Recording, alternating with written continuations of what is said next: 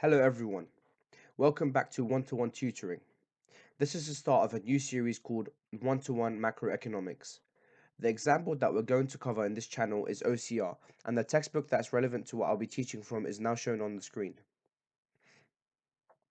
We're going to kick off macroeconomics with the way I started it in school, with the circular flow of income. Before we get onto this model, we will go through some key terms. Firms are organizations set up with the purpose of producing and selling goods and services. When they spend money on capital goods, this is called investment. Capital goods are the machinery and equipment that firms use to produce goods and services. Households are individuals or groups of individuals that produce goods and services and sell their labor to firms. When household spends on consumer goods and services, this is what we call consumer expenditure. The circular flow of income is an economic model that describes the flows of income in an economy. These flows are shown between firms and households. As we can see from the diagram, firms give households goods and services in exchange for consumer expenditure, and households sell their labor to firms in exchange for income. Flows of goods, services, and labor are physical flows. They are outlined in green. Flows of money are called monetary flows, and they are outlined in blue. Money can leave the circular flow of income through something we call leakages. The three types of leakages are taxes, imports, and savings. If money is used for any of these purposes, then it is not used for the domestic economy, because taxes go to the government, imports means buying goods and services from a foreign economy, and savings are when households or firms do not spend their income immediately. Money can also enter the circular flow of income through something we call injections.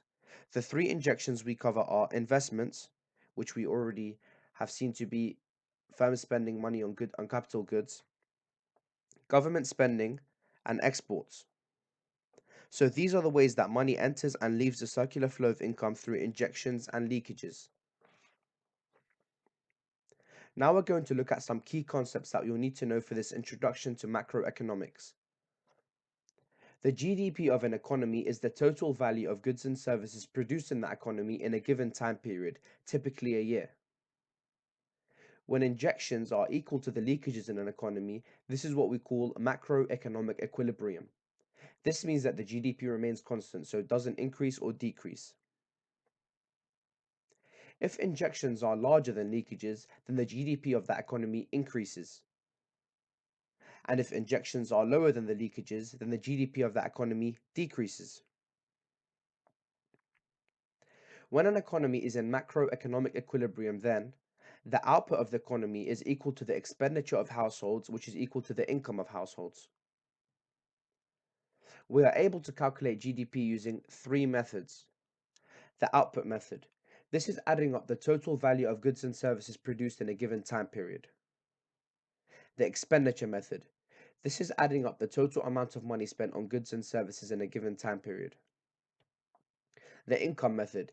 This is adding up the total amount of income that households receive. The last section we're going to look at is factors of production.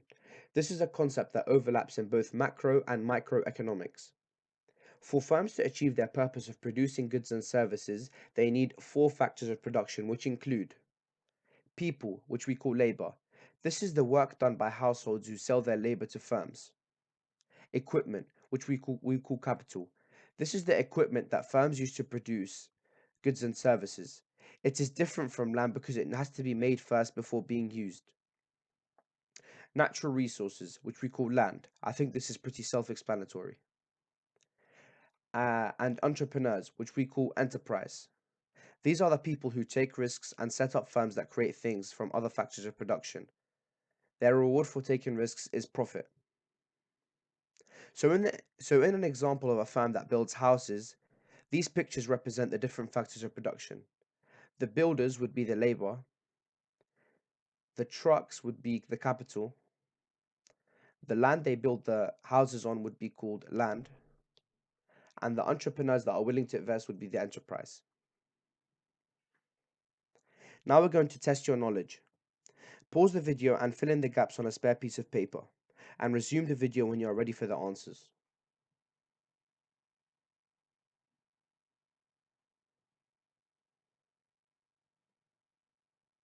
Now we're going to reveal the answers.